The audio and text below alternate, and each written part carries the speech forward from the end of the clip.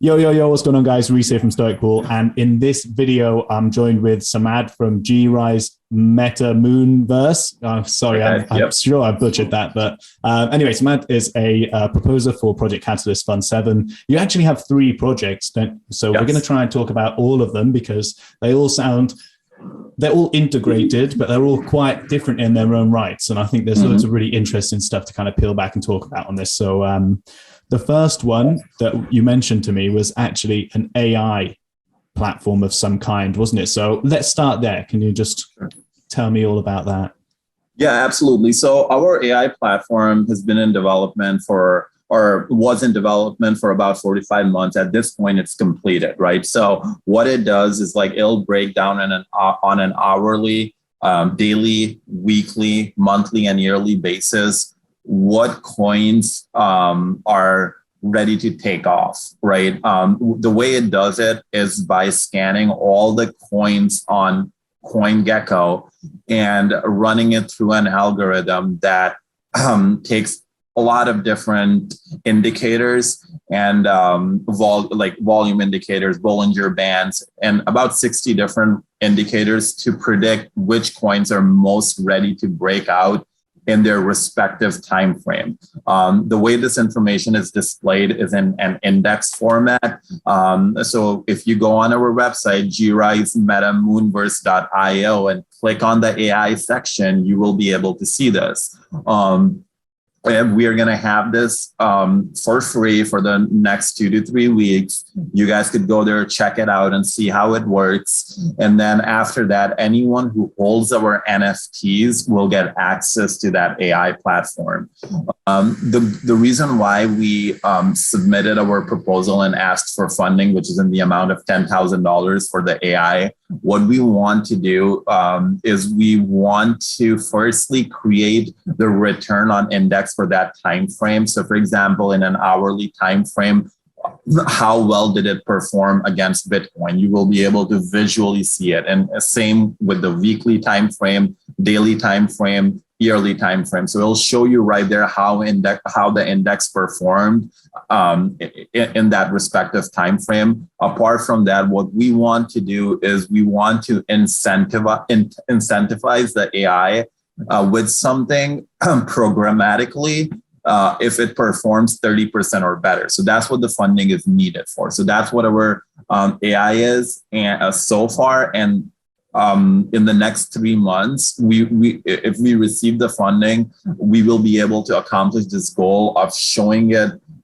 visually how the AI index performed, and also incorporating or trying to incorporate that 30% kind of like a gift to the AI, right? So it's always seeking that, right? It'll do whatever to get that 30% gain so that it gets incentivized for it. So those are the 2 things that we want to build on our AI, and our are on Cardano platform. So you're saying this 30% incentive for the AI, and what you're saying is if I've got this right, is that's like the metric that you're chasing, that the AI is looking to achieve. Yeah. So that's it's given a solution to a problem, which is 30%, and it's going, how do you calculate this? Where do we get there? And so it's okay. Wow. Yeah, that's 30%. How AIs work. Sometimes that's how AI works, right? If you tell them, for example, us as humans, right? We want food, right? If you're hungry, we'll do whatever to get food. Yeah. Programmed in our intelligence in some way. So if you could program the intelligence that, hey, if you get 30% or more, you're going to get a gift. It could be whatever. It could be a pin. It could be something like the number 1, right? But the intelligence is programmed to seek that. So it'll do whatever it can. AI dopamine. That's exactly. What you're saying. AI dopamine. You're trying to figure out what the dopamine is for the AI, which you can choose, obviously, with the AI if you're programming it. Wow, that's really cool. That's amazing. I know you were saying you were comparing it against Bitcoin earlier, and is that what you're comparing the gain on? You're saying, right, whatever you want the AI to present as the top picks or what's trending at the minute by the AI, what is calculated to be outperforming Bitcoin by roughly 30% if you combine them all together. Yeah, exactly. So our goal is for the AI to outperform either Bitcoin or Ethereum by 30%, right? Like that's what we're shooting for. So we will want to show the coins that are in a pattern to outperform either Ethereum or Bitcoin. Again, like I do want to emphasize, even our product is up and running, that if you actually do decide to make decisions based on this AI, always do your fundamental research. It's extremely important to know what the liquidity of the coin is, what the fundamentals are. These things play a role, right? Like no matter what AI you use, what algorithm you use, you always want to be able to do fundamental research. With 100%. That said, there's no way you could, as a human being, in a second go through 1,000, 2,000 coins to see which are the best. So it's like sorting it and presenting information, but ultimately any decision you make is on you. And that's it. Don't come blaming the AI. Nope, you can't. I think it's important to say that, obviously, but for most people, I think just rationally, obviously that's the case, but I think it's important to have that kind of disclaimer as well, because some numpty is going to turn around and go, it was the AI's fault, it lost me all my money, like you promised me this one was going to win. But I think you got to kind of protect yourself a little bit in that way. I mean, obviously you are, I'm not saying you're not, but like it's important to preface it. Absolutely. That sounds really interesting. That sounds amazing. It's already up and running. It's already a running platform. So guys, it's up and running. You could go to GRise MetaMoonVerse.io, which I'll link to in the bottom, by the way. And click on AI, and within we're finished. We have to upgrade certain APIs, but right now it's not live. But in the next 2 to 3 days, it'll be completely live, and you'll be able to see it, test it, play around with it, and things like that. So awesome! That's amazing. To be honest, it'll probably take me 2 or 3 days to get this video up. So by the time this video goes live, go and check it out. It should be functioning, and if not, it'll be tomorrow. Yes, there you go. Awesome. I'm going to check that out, because I think these things are really interesting. Like you see a lot of like trading bots and stuff like that being promoted, especially this year. It's been keen. YouTube ads follow me around with like bots. And as soon as something comes up like that, like trading bots, to me, that just seems like a scam, because you have to give, a lot of the times, this is not I'm not referring to your project here, right? So don't take that the wrong way. But if someone's saying, give me how many ever Bitcoins and I'll trade for you, that's a no-no. But what your platform actually does is it just presents you with, it's like almost a filter for the millions of projects that have come about. And it's going, look, we've just had a look at all of the trading analysis, essentially, isn't it? You've done all the trading analysis for all of these projects, and these 10 or these 5 are the ones that are looking the most promising at the minute.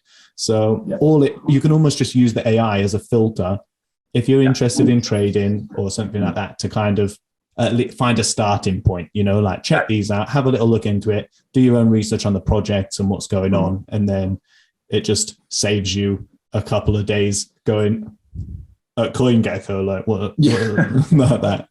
Okay. Well, the thing about AI is, right, especially in this field that we are in right now, like it's just so new. If you go say NASDAQ or stocks, like there's so many different AIs that are working, right? The biggest thing about AI is the data set, right? So we've already started accumulating the data. So with time, we only get better, because the way intelligence is designed, 2 to 3 years from now, it'll work like 10, 20 times better than it's working today. That's just how it works. And 5 years from now, it'll be exponentially better. Of course, because it's just accruing more data and having more information to compare to. You think you'll go through a bear market, you go through a bull market or two, and you'll have so much more like history to compare it with. Yep. And it makes its decisions based on all that data and analyzing all that data, right? With humans, like you make decisions based on what's familiar to you, not based 50 on biases. Yeah. We're idiots. Exactly. Yeah. So with AI, like that's like, it's really interesting to see like a couple of other platforms that are doing the same thing. It'll be interesting to see where these things are like 3 years from today or 4 years from today, right? They become extremely valuable because data is extremely hard to accumulate. AI part is not as hard, like developing the algorithms and things like that. It's just the data, you know what I mean? Yeah. So but getting the right data sets, finding the right data. And well, the algorithm obviously is very important because if you're sorting the data around, or analyzing it quite wrong, in just slightly differently, can come up massively different in your calculations. Like imagine if you abbreviate decimals to one place instead of 5. Yeah. As soon as you're multiplying or dividing those things, like everything changes, you know. Everything changes. And another that's a very simple comparison, but you think when that goes into multiple layers of data and different data sets, then it has the same effect. Yeah, it kind of reminds me of this story. Like this guy, like there was an international mission somewhere where they were developing this rockets, and there were engineers between China and like US that were working together. And for some reason, they didn't change their metric system in their calculation. So all the data. Oh, wow. Yeah. And the rocket blew up upon like launch. And the reason why was because when they kind of figured it out, it was just that factor that they didn't change the metric units. And, you know, which makes a huge difference when you're talking about kinds of fuel or anything like that. You know, if you're using like liters or fluid ounces, just that's too much. Like, wow. Like, yeah, exactly. So, well, we obviously want to prevent things like that happening. So good data is a good start.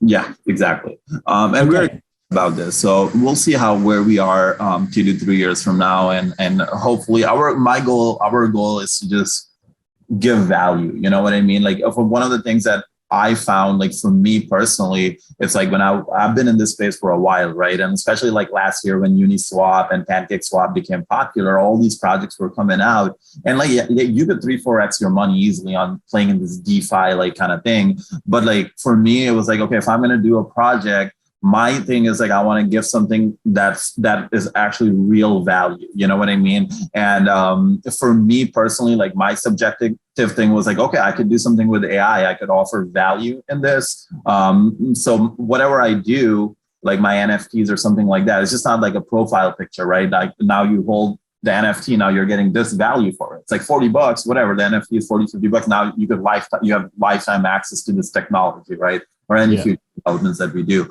So that's why I developed the AI system, because I was personally passionate about it.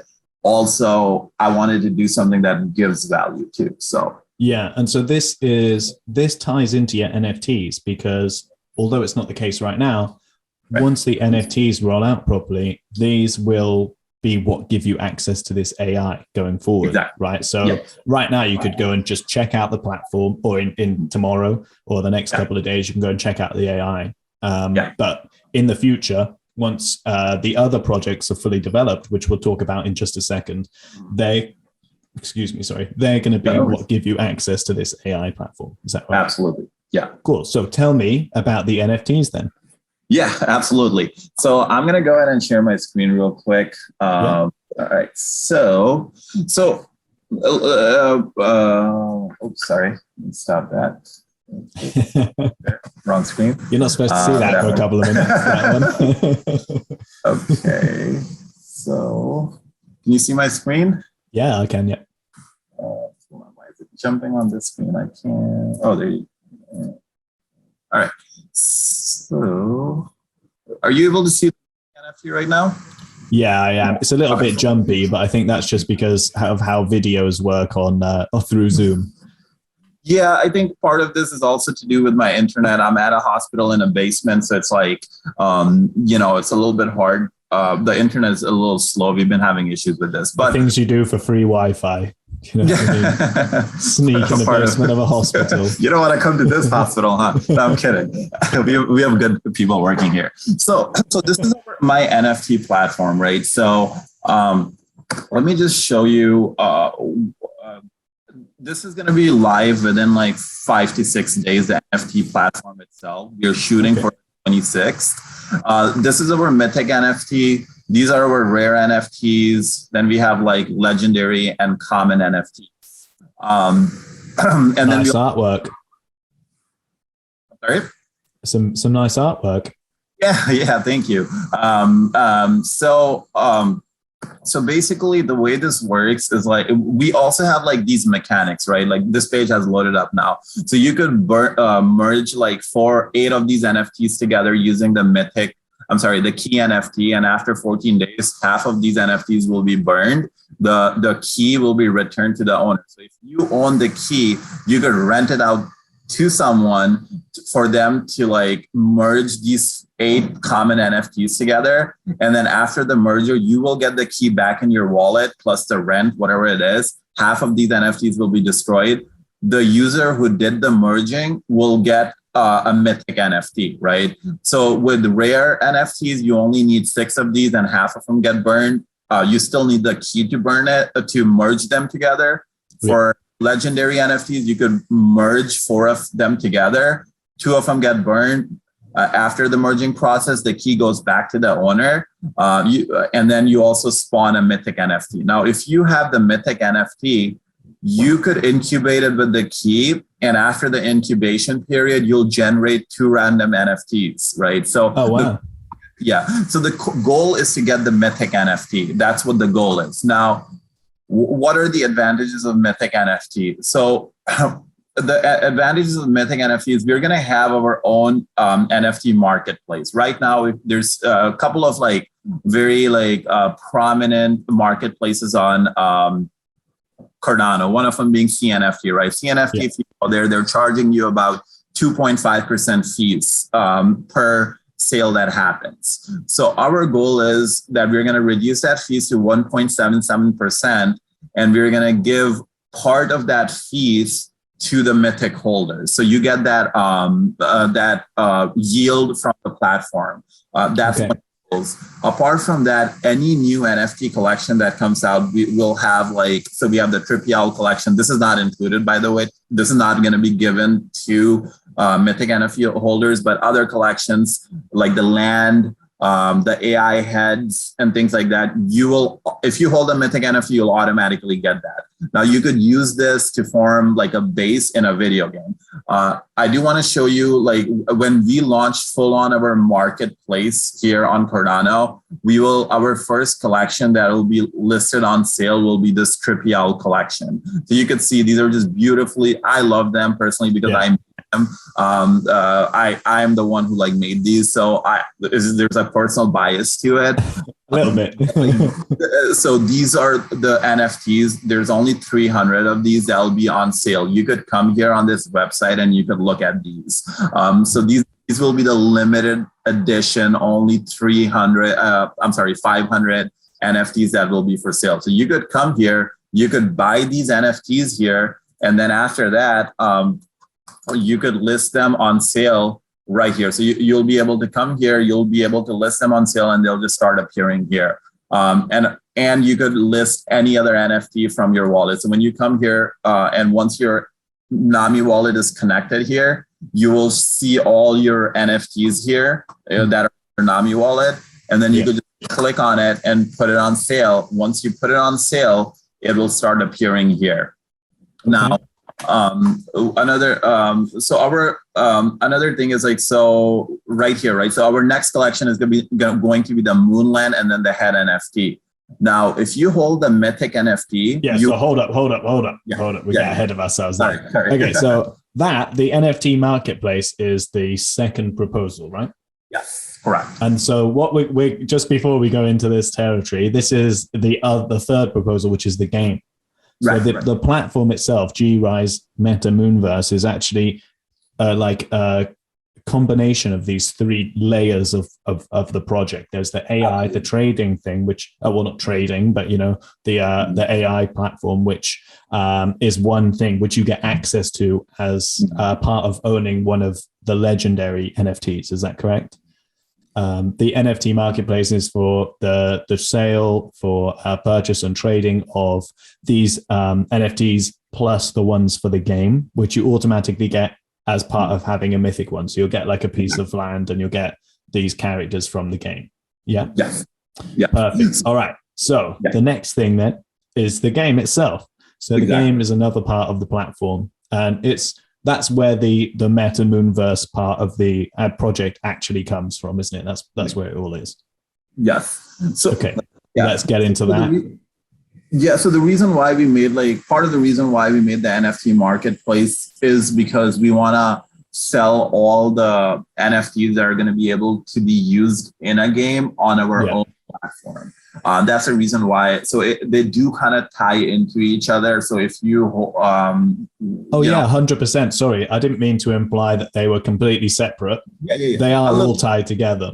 So they kind of come hand in hand, right? So going back to your point, apart from the yield that will be given to Mythic NFT holders, any new NFTs that come out on our platform that are ours, right? Like for example, Moonland, as you see on the screen, and the NFT, the head NFT, the Mythic NFT holders will automatically receive this. So if you, for example, don't have a Mythic NFT and you really want to buy it, what you can do is that you could get 8 common NFTs, you can merge them together, and now you have a Mythic NFT. Now, Mythic NFT will get you yield from our platform in terms of the sales and transaction fees. It will also get you any new NFT that comes out on our platform. So, but those for the game, those NFTs that you'd get like included with your, they're not like your special edition Trippy Owl ones or anything like that. They're like a separate line of NFTs. Trippy Owl is just completely separate. They're not going to get that. Mythic NFT holders will not get that. But all the other NFTs that we come out with from here on forward are strictly for our game. So you can see there's Moonland here and head NFT. So these are already made and completed. So Mythic NFT holders will automatically get this. Other things that are in development and have not been released is like each one of the 3 races, the head NFT, the AI head that you see on the screen right now.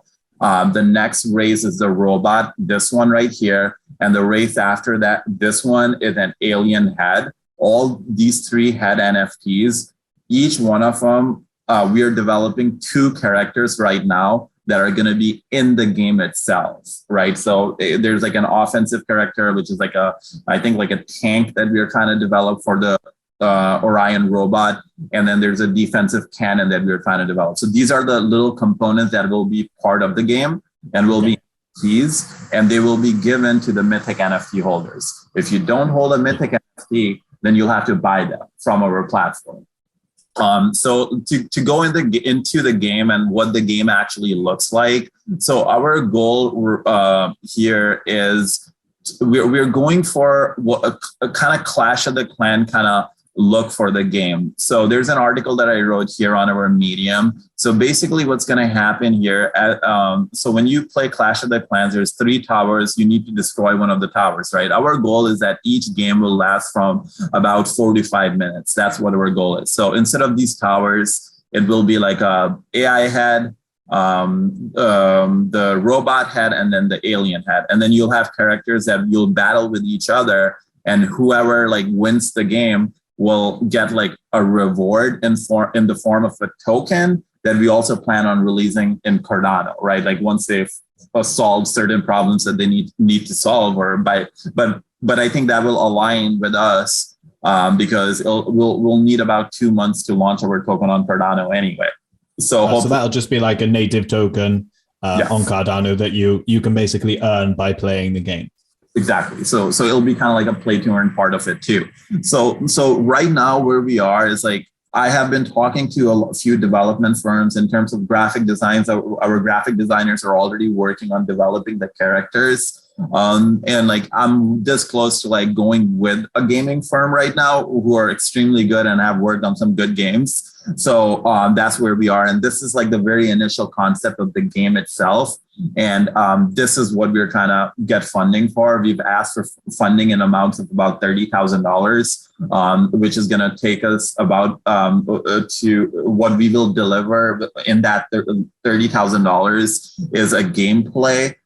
Each unit will have 3 to 4 characters, and you'll be able to battle with another unit. If there's another player, if there's not another player present, then there will be a bot that you could battle with and kind of have that gameplay.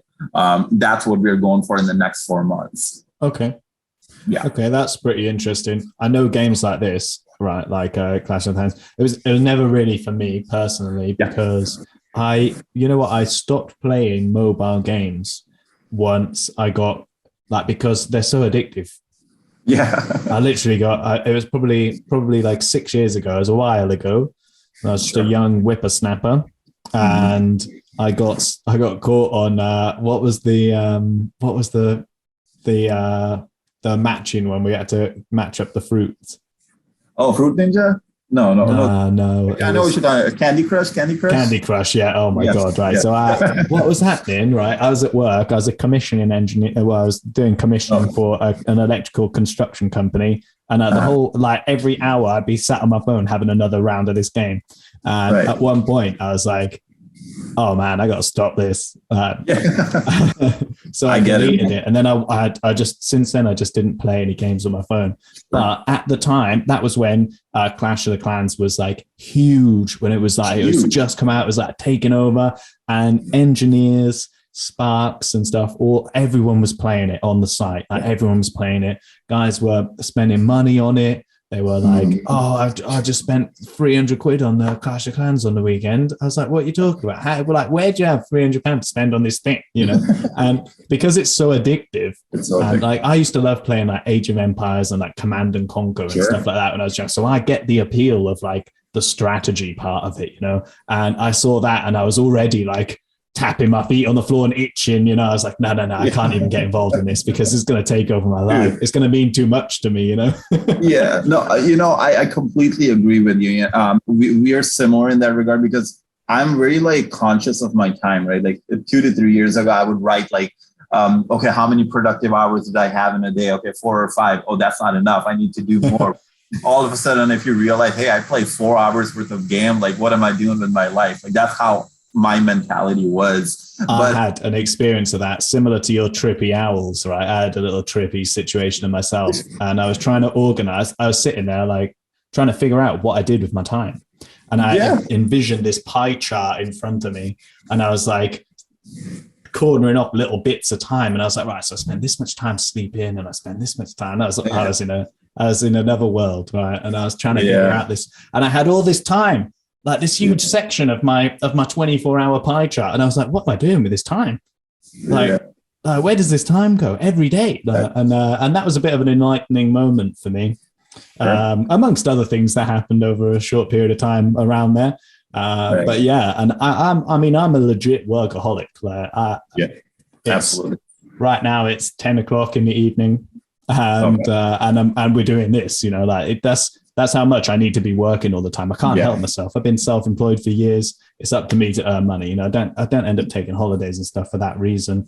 I think I've got too much stuff to do, which is good and bad. But it's good and bad because the accomplishment feels so good when you get it, right? If you're consistently, routinely doing something, you don't realize you're going up, but then you stop doing it and you kind of fall back a little bit and you're like, shit, I used to be on that level. It's kind of like a weird chart that it grows in. Well, now I have to explicitly choose to have time off. So I need to make a decision so that I can make that agreement with myself and I can be all right with taking time off. And I have to do it for my girlfriend so that she we can go on a holiday or we can actually do something, because otherwise I'll just grind at it 7 days a week.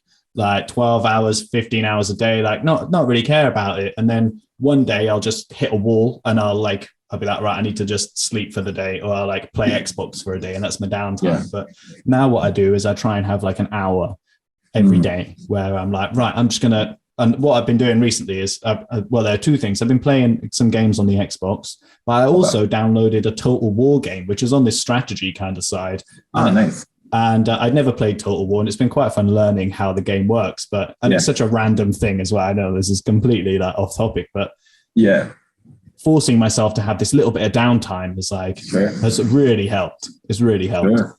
No, absolutely. Yeah, I was actually reading somewhere, right, and it talks about periods of immersiveness and periods of emergence. So. And I think that concept applies to everything. It's you're a personal trainer, so the value of this, right? If you actually work out for 6 days a week, you're doing more damage than good. Like, I mean, you could correct me if I'm wrong. You need to like work out maybe for 4 days and take days of so recovery. To some extent, I would actually get someone doing it 7 days a week. but in talk of this in like emergence and what I can't remember the other one. Sorry, immersive, like you immersive and emergence. Yeah. So I'd say, look, the first, if someone was new to training, I'd be like, look, you can't train every day because you'll be exhausted, you'll be aching, you'll be in pain, and you will fall out over it. So what you got to do is train like every other day for a couple of weeks. And then after that, you can go, right, you can step it up because your body will adapt to it and it'll recover faster. But then after a month of training every day, like you need to have a week off. You need to stop for a week. And I think that's kind of what you're referencing, you know, like you can go, I call it indulging. All right. But it's the same kind of philosophy, right? Where I choose to indulge in something and I trick myself into convincing me that that's work, you know? So I'm like, well, I choose to like indulge or immerse myself in a particular project. So at the minute we've got our Calatyst proposals. This is what we're immersed in. And then after a couple of weeks, I'll be like, right, I'll go and see some family, or I'll go and do this, or something will come up. Like there'll be something to do on a weekend that isn't necessarily my work. And I'll go, right, I choose for this couple of days to indulge in these things, you know, like whether it's going out for a weekend with a girlfriend, or it's going and seeing my family, or catching up with some of my mates. And like indulging is a very strong word, but it's a way that I can agree with myself that I don't need to stress about not working, you know, because otherwise that's what happens. It's important because then like, you know, like when you take that break, like you come back stronger. Like I feel like hell yeah. Definitely. So going back to the gaming part, right? Like, sorry. Tell me more about the game. Like the thing is, like, people don't know this, but Clash of the Clans, if you research it, was developed in less than 3 months. The whole game, like, was finished in less than 3 months, but they didn't have as many characters. And I think once you cross a certain age, like I believe it's like 27, 28. I'm 33, by the way. I'm 31. So we're both old geezers by now. I'm sorry? We're both old geezers. But like the thing is, like, your prefrontal cortex is not fully developed, right? So you're like from the ages of 16 to 24, 25, like you're more prone to become like addicted to games and things like that. So if you like do like the market research on like say Clash of the Clans, they have I think don't quote me on this, but I believe they have at starting up in 2017 like 56 million users in like a week or something, like daily users. Wow. It's a ridiculous amount of users that they had. Same thing, like my concept is like a merger between like StarCraft, Warcraft kind of game and Clash of the Clans. So even to this day, StarCraft, which is about a 22-year-old game, have about 500K active users a day. It's a huge cult following. It's huge. They have tournaments about that stuff. Like it is crazy. It's crazy. So it's like very niche, but like, you know, like it's kind of like you and I, like maybe like, you know, we're not as engaged in these games, right? But that little niche that's engaged in it, and you know, I emphasize this with my game developers. Like, I don't care what kind of game concept you make. Like, I mean, obviously, I'm going to oversee it. My thing is like it needs to be addictive. Like, I need it to be addictive. It needs to be addictive right away.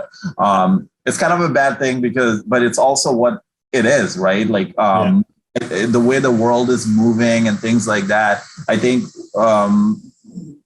it's important if you're making a game that you actually make it addictive. It's extremely important. It's very important to me. So that's what I emphasize more, and that's what I'm going for with this game as well. So, yeah.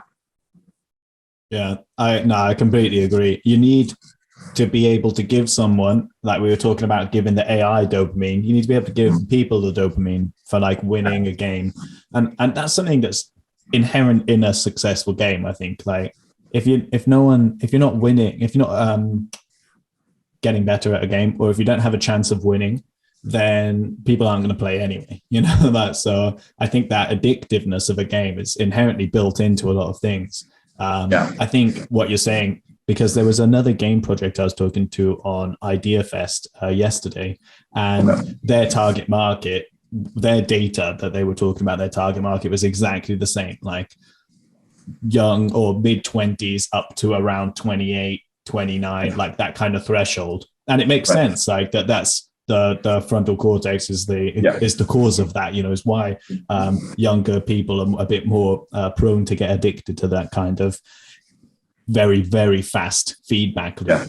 And you get kind of just caught up in it and you don't know where 4 hours has gone, Yeah, exactly. So that's like the gaming part. And I think we have the resources and everything to develop it. It's not like we're starting from scratch, right? Like we have a website, we have a platform, and I think we can deliver this within 4 months, talking to my developers and things like that.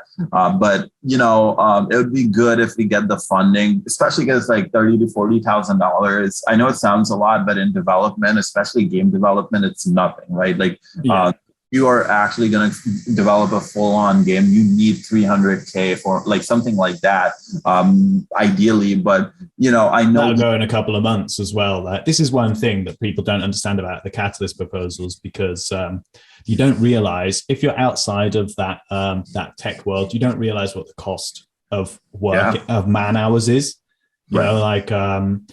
I've got a proposal where we're doing some blockchain development, we're doing some web development, and we're asking for like a similar price, because it's 3 months of work for 3 people. That's all we've got, and we've already started working on it. We've been working on it for a month. The thing's going to take 6 months to deliver. So we're asking for actually what seems like a lot on the front is actually only less than half of the actual time that we're expected to take on it. And that's kind of what comes with bootstrapping something and getting very kind of funding in this manner. So it's to be expected that pay isn't going to be like the top level thing, like going in. You're not going to be getting paid 100% straight away. The idea is that you launch the project and that earns you some money to make it worth your time, which I completely understand. But I get that sometimes numbers sound a lot, but when you put that into man hours for development costs, like it generally comes up very, very short. Yeah, definitely. Well, I mean, how I'm doing this is like so my brother-in-law has his family owns like a whole farm in India, in South India, in Calcutta. Kerala. So they have about 600-700 developers working in that firm itself. And so we've explored the possibility of like hiring people there, because South India, Kerala has the highest literacy rate in the world. And I worked with a lot of different developers, right, from all around the world. And I'll have to say, like, I'm not trying to be like the amount of like good quality work in short amount of time that I've gotten in terms of what I communicated and what I got back was very impressive from that particular region. So we have a firm there, and we could hire. We've even thought about like hiring developers locally over there, like game developers, and launching a team that way, because it becomes very cost effective, and you still get that work ethic out of there, which is really high quality work. They actually they take pride in their work. You know what I mean? Which is important, because like a lot of developers, you have to like kind of make them work for you, right? But it's really nice when you work with someone that is extremely like, yeah, let's do it. Like always have that can-do attitude. And that's particularly I like. And I found over there a lot, because I churn through people quick, right? Like if they're not like a certain way, like I can't waste time. Like time is extremely important to me, because, it's dollars, it's time, it's money, because now I have like so many followers, I have to meet deadlines and things like that. So I want to be quick. It's energy as well. It's not even just time cost or man cost or financial cost. It's energy.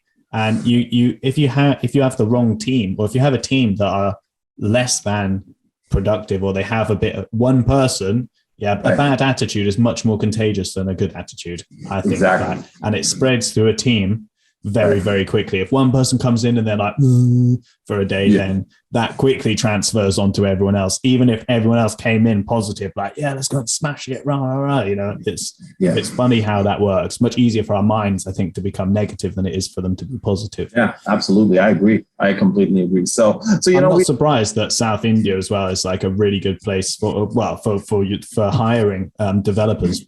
I was really surprised. I'm doing the Emergo, the blockchain development course with Emergo, and when I logged into the first call, there was the whole team's in India. The whole team's in India, and there's this auntie. Well, I call all the Indian ladies, like mums and nans, all auntie, because I grew up around a lot of Indian guys. So I'm just used to interacting with the family, and I just call everyone auntie. All right, so don't take that the wrong way. But I come in, and there's this auntie on the screen, and I was like, what is going on? You know, like and she told me this stuff about blockchain. She's got this stuff coming in, and I was impressed. I was like, wow, aunties like you who I know don't understand tech like you do. Like this is fantastic, and I was so impressed. And the whole team are amazing, but they were all Indian.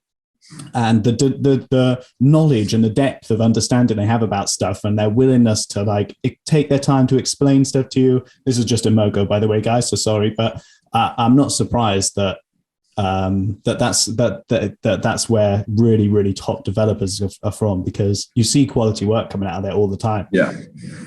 You know, and you know, I don't have any like problem like paying like a little bit more, but like it's like I've done that, right? And I don't think like if a person is not that way, like paying them a little bit more is almost like it works negatively for you. Yeah. You know what I mean? It's like, anyway, so like, there's a cultural thing with the Western world as well, which is this entitlement thing. Right. As well. Like geography. And, you know, and that the cultural thing is true. It might seem like a stereotype for like, I'm British, obviously. I don't know if you can tell. I'm Welsh anyway. I don't associate as being English. But over here, everyone's entitled. I'm entitled. My mates are entitled, but even on different levels, you know. And it's just a Western thing, you know. And I haven't seen that from somewhere like any of my mates from India or anything. It's just that it's a completely different culture. It's the same with any further east you go as well, or like even Eastern Europe, like different parts of Europe, the culture is so different. You get completely different kind of person out of it. Mm-hmm. But I'd much prefer to hire someone other than like myself. I'd argue with myself a couple times for sure. It like that demographic difference is always there, even within India, right? Like you'll see such a big difference between people. Even here in Chicago, I used to be a door-to-door salesman, right? Like I did as well. No way, that's crazy. Yeah, I did that for 3.5 years. So it was a long time.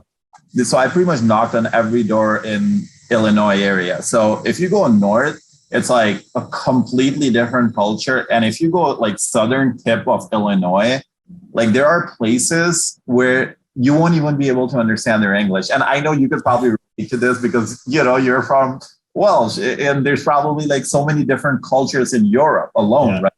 And the way they spoke their language is like they would speak broken English. So they'll say half the word, and somehow they understand like what they're saying. It was just the most weird thing. Like what I'm saying is like even locally, there's so many different cultures. So 100%. In Kerala, which is like southern India, what I found was like, I kind of always knew about it, but I experienced it firsthand, right? The quality of work. Like if you look at my website, right, the tech stack that we've used and things like that is very well designed. You know what I mean? And in terms of like the amount of cost and things like that, if I were to do it geographically in like, say like America or like even like other regions, like I'd pay exponentially more and in a lot more time with more time as well. So I was pretty happy with when I saw that, you know what I mean? But something that came from my experience this year. I also think geographical arbitrage like that is quite common. You know, there's like a huge thing about outsourcing to like the Philippines and stuff like that. And it has been for years, a lot longer than we'd assume. I remember when I was working in construction, there was a guy who ran a CAD company. So he was doing like architecture drawings and stuff like that, basically. But he said he was selling to these like massive construction companies. And he was like, yeah, you know, we got this team, we do this, we deliver everything. And he was just outsourcing. He was outsourcing everything to India, funnily enough. And what was happening is he was off doing his own thing. He basically had like a CAD agency, which was entirely outsourced to India. And he was just going about his day, like going out to lunch with people, like going out to this. And as an individual, like, well done. But this particular guy happened to bite him in the ass a little bit because he got in trouble for some drawings because they just weren't right for whatever reason. And there was a miscommunication somewhere along the line. And this guy particularly happened to bite him. But people do that, and people have been doing it for a very long time. A lot of stuff gets outsourced, and you know, for good reason as well, because the quality of work, if someone's developing, doesn't matter where you are in the world, if you can write in that code, you can do it, you know, so it's literally that simple.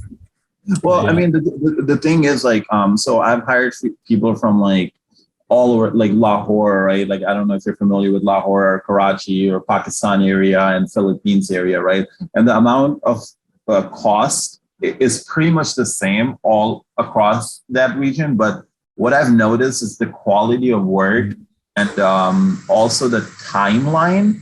Those two things were meticulously followed by people. Like they'll give you what the expectations are. Like, okay, this is what the timeline is going to be, and they deliver in that, right? But if you take that same cost and kind of go over certain other regions of like that general area, you sometimes the timeline is off, or a little bit of quality difference has been there. So yeah, I mean, and you and I both know that how it works here in the US. A lot of stuff is just outsourced to India, right? Like they're just so cheap and they're efficient. You know, if you do the same thing here, you're paying a lot more crazy money. So yeah, so that's what our plan is too, right? Like we have these resources we're well positioned there, and if we can easily like make a small office there and fly over there, like hire developers, and now we have a team being managed there locally. We have resources to do that as well, because he's my brother-in-law and his family owns that whole firm, you know what I mean? So not that we're gonna take that route, but we have those options as well. And it's always good to know what your options are. So so that's kind of how we're going to approach this, maybe. So one of the ideas. So Samad, we've basically been through, aside from this other entirely different conversation, been through your game, the game that you've got built on for this platform, how the game works with the NFTs. We've got how the NFTs integrate in, and what you can do with the NFTs as well. So you can make these legendary cards. You can like essentially breed the legendary cards in a way with these keys. But what I want to ask you is about how many of these keys you have, because you were saying about you'd have the opportunity to essentially, if you had one of these keys, you could rent them out to other people to use to be able to get the legendary cards. Absolutely. So let me. So you can probably see my screen, right? Yeah. Okay. So all right. So the quantity of everything that will initially exist is written here, right? So initially we'll only have 125 mythic NFTs that will be distributed out. There will be a total of 300 keys that will be in existence, right? This mechanics is kind of already implemented here. So you could see like, if you hold like 8 NFTs, it'll just show here, and then you'll have the key here. There'll be a button here to rent it, and then next it'll show up. You'll get these NFTs back. This is just like the front end part that's developed. The back end code is still kind of done. This is not going to be released right away. We still need about 4 weeks to finish. There's about 80 hours is what we need to finish this part, the merging part. I mean, you're going for funding, so we're not really expecting it to be done yet. You're all right. You're all right. The layout on how to do this technically is completed. That's what I'm trying to say. It needs to be implemented a little bit. So there to answer your question, there will only be 300 keys ever to be created. But the thing is, this 125 quantity will keep going up, and the way that as people build them. Yes, and the way economics works is like of the whole ecosystem works is like since the NFTs are, you could say, deflationary, half of them do get burned, and inflationary too because you spawn two out. This kind of balances itself out. We've done the mathematics behind it, you could say. So the way it's structured, the system is going to be stabilized at one point. Right. So that's how we've attempted to do this. Yeah, that makes sense. And that's something that's quite important to get balanced as well, because one thing I was thinking when you were saying about it is how many, like how do would there be a limit on the amount of mythic NFTs, for example, or would there be like at some kind of balance or equilibrium that's been calculated, like a log curve or something? I don't know what kind of math. We've calculated this. We have that's economic guy calculate this to project how it will project in the future. So the equilibrium of the system works well. Awesome. Because that obviously, I'm sure you had already considered it. It was just interesting to think about that. That's why I wanted to know those numbers. Also, having a mythic NFT that basically entitles you to a share of transaction fees, isn't it? Or like sale fees. How does that actually work as well, just out of interest? So let me show you this. So right now, the thing is, okay, so when we... Sorry to put you on the spot. Yeah, no problem. On. So we have this fees and commission, right? So we'll charge 1.77% commission that will be charged on any NFT that gets sold on our platform, right? So you can come here upon like launch, you will be able to come here. You'll be able to like buy this NFT right here, and then you could list it for sale right away, right? 400 ADA, whatever you want to list it for, or like you buy it for 49, you want to list it for 50, and it'll be listed here. Now, out of those 50 ADA, or say it sells for 100 ADA, to make it simple, we'll keep 1.77%. Yeah, 7% will be distributed to all the mythic holders, right? That's the initial plan is. Now, so basically the 1% goes for funding the platform and paying for further development work, etc. And the 0.77 is what gets shared between all mythic card holders, all mythic NFT holders. Exactly. And now this 0.7 increases, right? Because eventually what will happen once we launch this part where any NFT can be placed for sale on our platform. So basically, like you come here, you click on my NFTs, all your CNFTs will show here, right? Like your space buds, whatever. Yeah. So you click here, you're like, hey, I want to put it on sale. You click here, place it on sale for like say 2,500 ADA. What will happen? That NFT will appear here. Now, when that NFT gets sold, 1.77% of that 0.77% gets distributed between all mythic NFT holders again. So that the platform becomes more successful, the mythic NFT becomes more desirable in a way. Yeah, as an asset for you. Yeah. So it almost just gives you it just gives you some form of like profit share basically in the platform. Yes. Wow, that's really good. I think that a mechanic like that is really good for longevity of a project, because it gives people a reason to take part, and it doesn't just it goes beyond just the NFT of like buying and selling or just trading cards to play a game. It actually gives it more of a utility and more for an individual. You know, there's more of a reason to be a part of the platform. There's something in it. Absolutely. For them as well. Yeah. And again, that goes back to like whole like thing we talked about earlier, like value. Like value is extremely important, right? So if the platform becomes successful, then everyone else benefits too, right? Value and back and shared. Again, other advantage of Mythic NFT is that you do get these lands and things like that. So there's a lot of advantages of holding Mythic NFT. And apart from that, I don't know. I find it to be extremely like nice, like the way I, like the whole like movie aspect of it.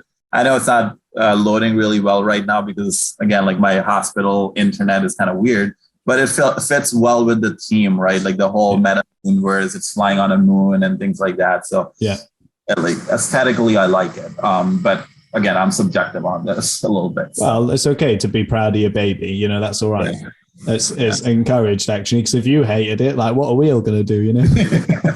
So I'm going to include links to all of this stuff in the description. So guys, I'd encourage you to go and check out these proposals. There are 3 different ones. So there's going to be 3 different links down there. And they're for the NFT platform, they're for the marketplace, they're for the game itself, and for the AI as well. So 3 different aspects of this platform that all tie together to create a very kind of holistic project in whole, which is awesome. I really like the AI idea as well. That's something I think is definitely worth checking out. Yeah, definitely. Come back a couple of days later and check it out. You'll love it. I promise you'll like it. I'm well excited about that. Just even separate from the other 2 things, you know. So Ad, is there anything that we haven't really covered that we might have forgotten about, or anything? Is there anything last minute that you want to include? No, I will just check our platform out. Follow our social channels. Tell us any ideas that you have. But no, I think we covered everything over here. We had a nice long conversation, and we touched on a lot of points. And I'm really appreciative to have this conversation. And because we're kind of like-minded in certain ways, and it's really nice to talk to someone who are like-minded in certain areas. So yeah, definitely. Yeah, definitely. Well, yeah, I mean, really, thanks for your time. Thanks for coming on and talking about it. I really hope that to see this kind of get funded and come to the full level of fruition that we kind of have been hearing about tonight. I'd be really excited to see where this goes. If you want to just drop me a Mythic NFT on the side, I'm partial to bribes. Partial to bribes. No, thank you so much for your time. Hey, I will say this: you can come here and just subscribe here on our page here, and we will give you a drop of some sort. Like if you just put your Nano wallet address here and email address. Wow. So, guys, there's an incentive to get involved early as well. Wicked. Exactly. Okay. Come here, click on subscribe, fill this form up, and we'll take care of it. Awesome. Okay. So that about wraps it up then, guys. Thank you so much for everything, Samad. Thanks for taking the time to come and show me all of this stuff. Guys, that's it for this video. If you like what you're seeing, as always, give us a like, subscribe for more Cardano and Stoic videos every week. Leave any questions or comments you got for myself or Samad in the box below. Either one of us will get back to you. Check out all these projects in the description. It's very hard as a proposer to get seen by potential voters for your Calatyst project. And I really hope, Samad, that this can help kind of give you a little nudge in the right direction. And I wish you all the best with it as well. This is awesome. Yeah, right. Thank you so much. I appreciate your time. Really, thank you so much. And hopefully our paths will cross again and we'll talk more. Yeah, absolutely. Yeah. Cool. Right, guys, that's it. I'll catch up with you in the next one. See you then. Thanks. Bye, man.